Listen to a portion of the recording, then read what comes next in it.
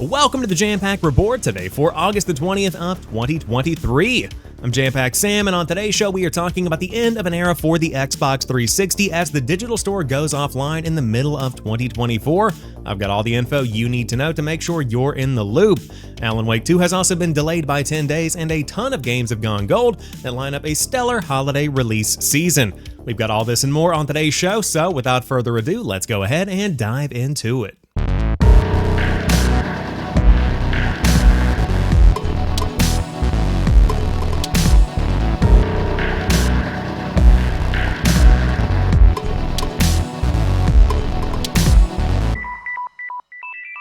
Starting things off, 2024 is going to mark the end of an era for Xbox because the 360 storefront is being taken offline entirely as of next July. We head to Dave McCarthy, the CVP of Xbox Player Services, who writes on the Xbox Wire, "This November will mark 18 years since Xbox 360 launched. It was a generation-defining console that invited many to jump into gaming for the first time and connect with friends around the world. Over the years, we've heard stories of players who found a lifelong love of games, starting with the likes of Cameo, Gears of War, Fable 2, and other Xbox 360 classics. We are thrilled so many fans keep playing their favorite Xbox 360 games on Xbox 360 or on newer consoles via backward compatibility. As we head toward 2024, we have a change to share about the Xbox 360 experience. On July 29th, 2024, Xbox will stop supporting the ability to purchase new games, DLC, and other entertainment content from the Xbox 360 store on the console and the Xbox 360 Marketplace at marketplace.xbox.com. Related to this change, the Microsoft Movies and TV app will no longer function on Xbox 360, which means TV and movie content will no longer be viewable on your Xbox 360 after July 29th of 2024. Between now and July 2024, you can continue purchasing games and DLC from the Xbox 360 store and at the Xbox 360 Marketplace. This change will not affect your ability to play 360 games or DLC you have already purchased. Xbox 360 game content previously purchased will still be available to play, not only on the Xbox 360 console, but also Xbox One and Series X and S devices via backward compatibility. A lot has changed since the Xbox 360 launched in 2005. Technology has evolved, expectations from players have shifted, and we are focused on making Xbox Series X and S the best place to play now and in the future. What has not changed is our commitment to preserving your ability to play the content you have already purchased on your preferred device, which means we are committed to supporting Xbox 360 gameplay for the foreseeable future, and you will still be able to play and re-download previously purchased content and connect with friends." And they get into an FAQ down below. Now, what's interesting to me is what we see with the report from the teams over at Games Radar and other outlets. They say after 18 years, the Xbox 360 store is shutting down, taking hundreds of digital games with it. And this is the big issue, my friends. This is what we need to pay attention to. They write further down in the article, while many of the most beloved Xbox 360 games are backwards compatible on modern Xbox consoles, those games represent just a fraction of the platform's library. Wikipedia's last count suggests that out of 2,154 games released in total for the Xbox 360 over its lifetime, only 633 have been made compatible with newer consoles. Notable absences include everything from Marvel Ultimate Alliance to most of Microsoft's own Forza series. And in the case of Forza and many other games, licenses expire and the games literally get pulled from digital storefronts. That's something that happens on the newest storefronts that are out there today. We see that happen with Forza every few years. I think the most recent one was Forza Horizon 3, which is not that old of a game in the grand scheme of things. So that's a bigger issue in itself. But the biggest loss here with the Xbox 360 store going offline is that it ultimately is going to make it harder for collectors and enthusiasts to get into games that might not be the newest of the new. Of course, every big company, Microsoft, Sony, any other big publisher in the industry, they want you playing the newest of the new. They want you on the train for the future. And we all are on the train for the future. I'm excited about Starfield. I'm excited about Forza Motorsport. Avowed as an Xbox fan, I'm excited about all of that. Looking forward to the future of PlayStation, seeing where they take God of War, seeing what The Last of Us Factions is like. Marathon is coming from the team at PlayStation. But looking at the Xbox 360, that's an incredible legacy. That is one of the best, if not the best, gaming console of all time. The argument could be made. And the fact that as of the end of July 2024, the games are going to be more difficult to get, that's a bummer. Overall, this reinforces the importance of collecting physical media if you are somebody who is collecting for the PlayStation 2, the 360, anything beyond that, even the PlayStation 3, to some degree the PlayStation 4 and the Xbox One. You want to have physical discs. If the game is on the disc, you own that media. You are not going to lose access to that. And right now, you aren't losing access to anything you've purchased on the Xbox 360. Even with the movies and TV, you can still access that movies and TV library from any other version of the app that's available on Windows or another Xbox console. But in the future, that is a potential possibility. You might not be able to access that content that you paid for. We've seen it before and we'll probably see it again. This shows the importance of physical. Now, in today's day and age, is physical even worth it? Because so many of the discs that come out are really just licenses that are burned onto a Blu-ray. Most of the time, most of the game isn't even on the disc. Now, Limited Run does things a little bit differently. There are certain publishers that do put the games on the actual disc themselves, but so much of today's content is stored on a server. This really makes me afraid for the future in general. I'd love to know what you think in the comment section or on social media. Is this going to create a problem in 10, 15, or 20 years where physical versions of games that came out in 2005 are going to be few and far between, and those digital versions are nowhere to be found because they were pulled down from the storefronts?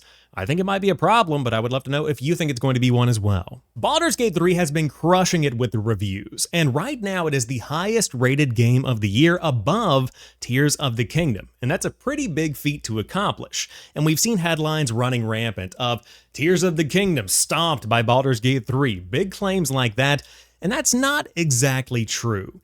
Yes, the game is currently higher rated right now than Tears of the Kingdom, but you have to look at the number of reviews that we're talking about as well. Right now, at the time of recording, Baldur's Gate 3 has roughly about 50 reviews on Metacritic with that 97 score, which is very, very impressive.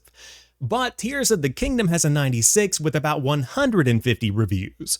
So with Baldur's Gate 3 having about a third of the reviews of Tears of the Kingdom, it's hard to really say with confidence that it is higher rated than Tears of the Kingdom. With all of that being said, 45 reviews on Metacritic with a 97 rating, that is still incredibly impressive. But potentially, the most impressive thing is the headline from PC Gamer where they write, Baldur's Gate 3 is PC Gamer's highest scoring game in 16 years. Here's why. And Phil Savage says, yesterday, Fraser called me into an emergency meeting. It was about his Baldur's Gate 3 review. I'm thinking of giving it a 97, he said. We talked it out, he explained his reasoning, and I reminded him of what that score would mean for the history of PC Gamer, a publication that in just a few months will be 30 years old. After that talk, I was convinced Baldur's Gate 3 has been awarded 97%. How momentous Baldur's Gate 3's score is depends on which lineage of PC Gamer's history you follow. It is, in one sense, the highest score we've ever awarded in 16 years. In another sense, though, it is the highest score we have ever awarded. PC Gamer has been a global team for a little over a decade. The US and UK editions of the magazines are unified, but in the 20-odd years before that, the US and UK editions of PC Gamer once operated with different editorial teams, different articles, and most importantly for this discussion, different review scores. For PC Gamer US, Baldur's Gate 3 joined some illustrious names. Before today, only 5 games had scored over 96. Sid Meier's Alpha Centauri 1999 with a 98, Half-Life 2 with a 98, Crysis with a 98, Sid Meier's Civilization 2 with a 97, and Half-Life with a 97. For PC Gamer UK, things are much simpler. Baldur's Gate 3 stands alone. In nearly 30 years of reviewing PC games, none have ever received above a 96. Sid Meier's Civilization 2 had a 96 alongside Quake 2, Half-Life, and Half-Life 2. Both lineages are important to our history, although, as UK Editor-in-Chief, I will admit to a slight bias. Ever since PC Gamer became a single editorial entity in the early 2010s, the highest scoring games have been Minecraft, the free-to-play release of Team Fortress 2, Spelunky, and 8 years ago, my verdict of Kerbal Space Program. Since 2010, no game has been awarded higher than 96 until today. And they go on to talk more about why 1 point matters, why their system matters, and how it's structured. This is incredible. And I'll say, Baldur's Gate 3 is not a game I ever intend to play because it's just not my kind of game. I'm not trying to get lost in a 160-hour RPG epic, but that's just my personal taste. That's my personal opinion. This game has taken the internet by storm in a way that I don't think anybody could have anticipated, because We're thriving in a year of Diablo 4, Starfield, so many other big games that are on this level. Baldur's Gate 3, personally, I thought, was just going to be another name to add to that list of big RPGs. But the more we hear about it, the more that people play it and the more reviews come out, it sounds like this could be a legitimate Game of the Year contender, if not just clutching Game of the Year. And I was listening to the Kinda Funny Xcast yesterday while I was at the gym, or I think it was actually a Gamecast or a Games Daily. But now we have this conversation, this problem, if you want to call it a problem, of two RPGs that are going head-to-head within a couple of weeks of each other. We have a new Todd Howard Bethesda game coming out in the form of Starfield that is arguably the biggest Xbox release of all time. And we have Baldur's Gate 3, a shocking out-of-left-field RPG that I don't think the mainstream players had anticipated to be as big of a draw as it is, going head-to-head. And both of them, hopefully, are going to be good. In the case of Starfield, TBD, reviews drop August 31st, but right now, we have two of the biggest RPGs, the most significant RPGs ever made, coming out within a month of each other. And on the PlayStation side of things, this is going to be insane to see Starfield on Xbox go head-to-head with Baldur's Gate 3 on PlayStation. Larian is coming out with a big win for 2023. So if you've played it, let me know what you think about it. But man, Baldur's Gate 3 getting PC Gamer's highest scoring game in 16 years as a headline, that is some wild stuff that I never thought I'd see in 2023. Next up on the roster, the fall release season is slowly coming together, starting with Bethesda Game Studios on Twitter, where they write, "Prepare for launch, Starfield has gone gold. Preloads begin tomorrow for Xbox Series X and S and Windows PC, and August 30th for Steam." There you have it, Starfield has officially gone gold ahead of its launch on September the 6th, with September the 1st for early access players. But that's not the only game that went gold this week. The Crew Motorfest has gone gold as well. The Crew game writes, "We're extremely proud to share that the Crew Motorfest has gone gold. On behalf of the team, we cannot wait to see you all at Motorfest on September the 14th. But wait, there's more, with a bit of a twist. Assassin's Creed Mirage has gone gold and is coming out a week early. On behalf of the entire team, we can't wait for you to explore 9th century Baghdad with Basim. Your journey starts on October the 5th. Save the new date." That, my friends, is a roster of games that is going to be shaking up the gaming industry this fall. And I've seen a lot of talk about Assassin's Creed Mirage not being on that same level of games like Starfield. Of course, the Crew Motorfest, kind of one of those games that's falling between the cracks of the big releases like Starfield, like Alan Wake 2, like Spider-Man 2. But these three games have all been on my radar, and I've played the Crew Motorfest. It's a good game, and they're all coming out again just within a couple of weeks of each other. So I bring all of these announcements up to show you that these delays that are potentially going to happen aren't happening. These games are coming. The time is now. We've been waiting for years to see a big slew of releases come out, potentially that were held back by COVID or other world events that were going on. It's happening.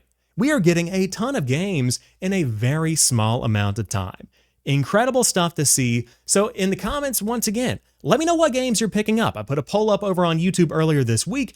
It is flowing with people that are talking about all of the games they're excited for. Mortal Kombat 1, Starfield, Spider-Man 2, everything and in between is coming out over the next few weeks. We've got some great content to dig into for the fall 2023 season. But it's not just the newest games coming into the market getting all the love on PS5 and Xbox Series X this holiday season, because DC Universe Online is also coming to PS5 and Xbox Series X. Chris Scullion at VGC writes, "The news was announced in the latest blog update on the DC Universe Online website, with senior community manager Ted Stone revealing that the game will be coming to current-gen systems this holiday season. Quote, along with the performance gains found playing natively on the latest and greatest hardware, the team is also working on gameplay and quality of life improvements to match. This initiative is a long-term endeavor that is already underway. You will see some of these improvements launch over the next few months prior to release on the new consoles, some of them at launch and some of them following over the course of the next year. Stay tuned for a future update with more information," end quote. Stone also explains that anyone who's been playing DC Universe Online on older systems and wants to move on to the newer versions will, quote, still be playing on the same servers with your same characters and friends, and with all of your purchases and achievements seamlessly intact. At the time of writing, there is no mention of Xbox Series S getting the same upgrade. Given that Series X titles almost always run on Series S too, it's not yet clear if this is an oversight in the announcement or a rare exception. DCU Online originally launched in January 2011 on PS3 and PC. It was given a PS4 version when the console launched in 2013, followed by an Xbox One version in 2016 and a Nintendo Switch version in 2019. The game's 46th episode will arrive in October, but it and all previous episodes are accessible for free. The game does have a monthly subscription fee, however, and it also has in-game purchases. What a story to read. DC Universe Online is coming to PS5 and Xbox Series X. Now, I personally think that the overlooked Xbox Series S is a mistake on DC's part, potentially on the team's part, because I can't think of a reason why this game would be held back on the Xbox Series S. I mean, we're talking about a game that ran on a PlayStation 3.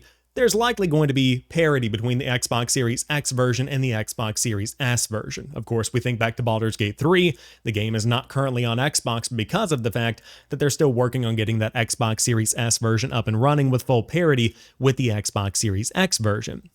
With a game that's 12 years old, I can't imagine that that's going to be the same problem, so hopefully we'll hear an update sooner rather than later and a bit closer to launch on when this game is going to be landing and if it's going to be landing on the Xbox Series S as well. But glad to see this getting a new life on new platforms, and I think that with MMOs like this, you've got to be able to continue upgrading to the newest hardware to keep that flow of players coming into the game, because if it is a DC Universe Online game, you're going to be able to get new players jumping into the game, enjoying it for themselves when they do get a new console. If they're upgrading from even a PS3 to a PS4, the fact that it's available on the PS4, that was a big win. Going from PS4 to PS5, same exact situation. So the more the merrier, and the fact that this game is still going 12 years later definitely means that it's got a dedicated audience that keeps coming back to it, and while I've never dove in myself, it's cool to see that I have the option to on the Xbox Series X coming this holiday season. So more news to come, but if you're a DC fan, get hyped because DC Universe Online is not done yet. If you've been wanting to dive into Alan Wake 2, you'll have to wait just a little bit longer. According to Remedy, they have delayed the game by 10 days to simply give it some breathing room. Wesley Impool over at IGN writes, in a statement, Remedy said October was packed with game launches and wanted to give players more space to play everything. Quote, October is an amazing month for game launches, and we hope this date shift gives more space for everyone to enjoy their favorite games, end quote. Now, the game is going to get pushed from October the 17th out to October the 27th. They continue, Alan Wake 2 was set to launch the same week as Insomniac's sure to be massive PlayStation exclusive Spider-Man 2. Back in 2010, launch sales of the first Alan Wake suffered due to launching in the same week as Rockstar's behemoth Red Dead Redemption. October 2023 also sees the launch of Forza Motorsport, Assassin's Creed Mirage, Super Mario Bros. Wonder, and reportedly Sega's Sonic Superstars. So, we are getting a 10-day delay for Alan Wake 2, and personally, I don't think this is a big deal at all. In fact, what I think this does is more effectively push it towards that Halloween date, because Alan Wake 2 is more of a survival horror game in comparison to what the original Alan Wake was. And so we're getting into that spooky season, give players 10 days to get through Spider-Man 2, which I can't imagine will take a ton of people more than 10 days to really play, and by the time they're looking for something else, Alan Wake 2 is there to fill the gap. I think this is a brilliant move, and I'm excited for Alan Wake 2 to potentially have the opportunity to get a little bit more of that mind share. Once again, in a season where we have so many options and so many games to play, we've just got to make sure Alan Wake 2 and all of these other games get the time and the attention that they deserve, assuming that they are as good as they seem to be. Wrapping up today's show, we've got two Xbox stories back-to-back. First, coming to Xbox Game Pass for the month of August, we've got Firewatch, Grizz, Sea of Stars, and the Texas Chainsaw Massacre. This is the first round of games coming for the month of August, with more to come later in the month. But let's start off with an honorable mention of Everspace 2. They write, step into the pilot seat in this fast-paced single-player space shooter where brutal challenges stand between you and epic loot. Embark on a sci-fi adventure where massive handcrafted areas are packed with secrets, puzzles, and perils. Level up, craft, and loot better gear to survive on the edge of space. And I've been checking this one out for myself. I got in on day one, and it is not without its launch issues. Lots of stuttering, lots of frame drops, and I would say 95% of the time, it's running well. But in high action moments, when the frame rate drops down to literally nothing, and then it stutters and the game just feels very jarring, not the best experience. The combat is fun. The loot system is fun as well. I'm enjoying my time that I'm spending with it, but if you're on the fence about it and you don't want to dive in right now in a sea of new games that are coming out, you can definitely hold off, wait for that patch, and you'll have a much better experience. So good game, just probably needed a bit more testing and time in the oven by maybe a couple of days or two. But by the time this episode is out, you might even have a patch out that fixes all of these issues. So dive in, Everspace 2 is still a good time and an awesome addition to Xbox Game Pass. Then we also have Firewatch on cloud console and PC, and the Texas Chainsaw Massacre on cloud console and PC as well, and that one is a day one launch with Game Pass. And I'm hearing great things about Texas Chainsaw Massacre. This is kind of a bit of a twist on the asymmetric horror game where typically it's one horror villain versus a group of survivors. Now you've got multiple different villains versus multiple different survivors. So if you've got a group of friends that wants to dive in and play games together, this is a great option, and the fact that it's on Game Pass makes it more accessible for people, so you don't have to convince your friends to spend 25 or 30 bucks on a game that they might not be into. Game Pass totally circumvents that problem, and once again, the game is available now by the time you are watching this. Then Sea of Stars is coming to cloud console and PC on August the 29th. This one is also available day one with Game Pass. They write, Sea of Stars is a turn-based RPG inspired by the classics. It tells the story of two children of the solstice who combine the powers of the sun and moon to perform eclipse magic, the only force capable of fending off the monstrous creations of the evil alchemist known as the Fleshmancer. If you haven't seen Sea of Stars gameplay, it is one of those throwback games that you are absolutely going to want to see if you like that turn-based combat kind of game. Game Informer did a great cover piece on this one. They also have a great cover on one of their recent magazines that shows off some of the art from the game. But the indie scene is going to be thriving with this one, so if you want to dive in, awesome addition for Game Pass on August the 29th. It's also launching in PlayStation Plus Premium as well, so if you don't have Xbox Game Pass and you do play on PlayStation, another awesome way to dive into this one. And then finally, Grizz is coming to cloud console and PC on September the 5th, but you can also play Starfield up to 5 days early starting on September the 1st with 10% off the Premium Edition upgrade for Game Pass subscribers. And in case you missed it, Quake 2 came to cloud console and PC Game Pass, available now as a part of the QuakeCon announcements. And then that goes ahead and gets us into the next story that I did want to dig into. It is Madden season. Late August is typically when the new game drops, and while right now we do not have reviews for the new game, you can actually play a couple of hours early. And by play a couple of hours early, I mean literally play and try the game for 10 hours before it launches with EA Play looped in to Game Pass Ultimate. Jeffrey Latham writes on the Xbox Wire, Madden NFL fans start the biggest Madden season early with Madden NFL 24. EA Play members can opt into a 10-hour trial of the game right now, 3 days before release. With early Madden NFL 24 access, you'll gain experience to new gameplay depth that delivers more control and realism on Xbox Series X and S through the next evolution of Field Sense and the debut of Sapien technology, which makes characters more human and anatomically correct.